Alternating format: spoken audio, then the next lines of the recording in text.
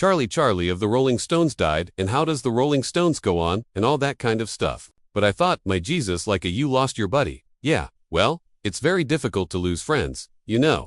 As you get older, you lose a lot of friends. And not only friends, in 2021, the death of Charlie Watts, the rhythmic heart of the Rolling Stones, shocked the rock world. But what stunned fans even more was the complete absence of his bandmates at his funeral in Devon. Rumors spread that Charlie Watts had heated confrontations with the other members to the point that his family advised them not to attend the funeral. Suspicion grew as insiders suggested the band was entangled in extremely serious issues, secrets powerful enough to shake the Rolling Stones monument if exposed. So, what really kept them from attending the funeral? The answer is not only harsh, but also reveals secrets that would horrify anyone who heard them. In the mid-1980s, Charlie Watts, the composed, quiet man who always stayed out of scandal, suddenly fell into a dark spiral. While Mick Jagger and Keith Richards were known for their wild lifestyles, Watts had long been considered the band's moral compass. However, few would have guessed that he had begun to slide into dangerous habits. Around 1983, his alcohol and drug use reached alarming levels. The painful truth was that Watts didn't seek them for pleasure,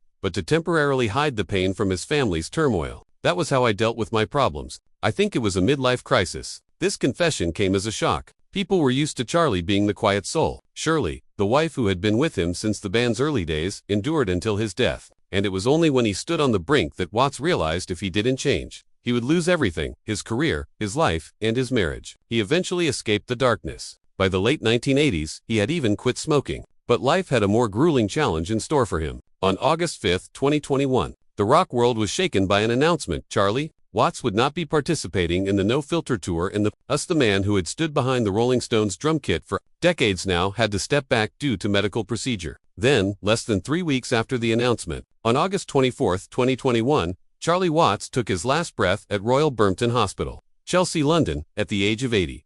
The autopsy showed he died of squamous cell carcinoma. The funeral took place privately in Devon. But what was even more shocking was the seemingly absurd detail. Not a single member of the Rolling Stones was present at the funeral. But why was that? The first reason, the unavoidable tour's commitment. At the moment of Charlie Watts' death, the Rolling Stones weren't in London to say goodbye to him. They were stuck in a whirlwind called No Filter. They were in Boston, diligently working through the final rehearsals for a tour that had been awaited for years. But this was no simple dry run. Behind it was a giant machine in operation. Hundreds of backstage staff, sound engineers, lighting experts, and stage designers, from the fireworks display to every single video frame. If even one link broke, everything would collapse like a domino effect. Contracts would be breached. Hundreds of millions of dollars would be lost, and hundreds of people, from technicians to tour managers, would be affected. The pressure wasn't just about money. The Rolling Stones knew that tens of thousands of fans had held on to their tickets since 2019, patiently enduring the pandemic to experience the music live again. Canceling the tour would mean betraying their trust.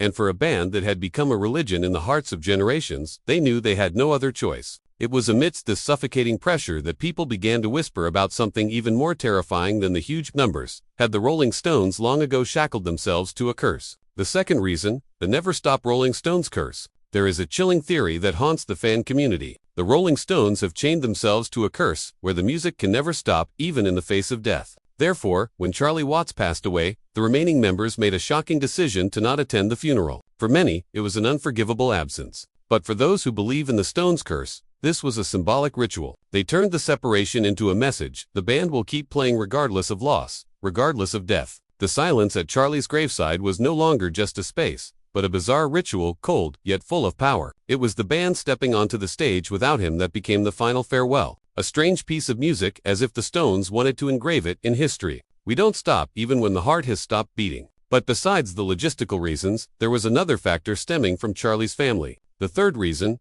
Charlie's family's wishes. Charlie Watts' funeral took place in Devon, quiet and simple. But the absence of Mick Jagger, Keith Richards, and Ronnie Wood sparked fierce controversy. Had they appeared, the entire event would have immediately turned into a media frenzy. A private funeral would have been torn apart by cameras and frenzied crowds, which was completely contrary to Charlie's nature as someone who hated ostentation. It was rumored that Watts' family had even discreetly advised the band not to come to preserve the solemn atmosphere of the ceremony. Charlie always put privacy before fame. He once said that he just wanted to play drums and then leave the stage to return to his wife and his farm. The Devon funeral perfectly reflected that philosophy. Small, discreet, without any glamour. Sam Cutler, the former tour manager, said it chillingly but accurately. Charlie would have hated the fuss. And indeed, by not turning the funeral into an event, the Rolling Stones fulfilled his final wish to let him go the way he lived. But their absence wasn't just confined to his wishes. Behind the scenes, the remaining members of the Rolling Stones were also dealing with their own health issues.